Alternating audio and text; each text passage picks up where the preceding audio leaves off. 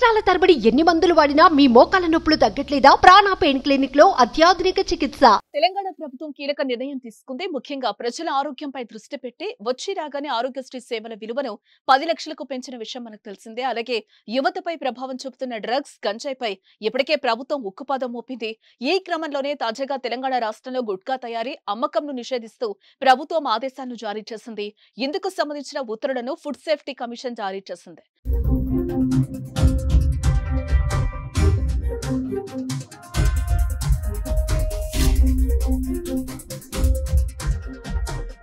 ఆహార భద్రతా ప్రమాణాల చట్టం ప్రకారం ప్రజారోగ్యం దృష్ట్యా గుట్కా తయారీ, అమ్మకాలను నిషేధిస్తున్నట్లుగా వెల్లడించారు. పొగాకు, నికోటిన్ పౌచ్లు, ప్యాకేజ్ కంటైనర్లు మొదలైన వాటిలో ప్యాక్ చేసిన గుట్కా లేదా పాన్ మసాలా తయారీ, నిల్వ, పంపిణీ, రవాణా, విక్రయాలను నిషేధింపబడినట్లుగా పేర్కొన్నారు. ఈ నిషేధం 24 మే 2024 నుండి తెలంగాణ రాష్ట్రం మొత్తం అమల్లో ఉంటుందని ఉత్తర్వుల్లో పేర్కొన్నారు.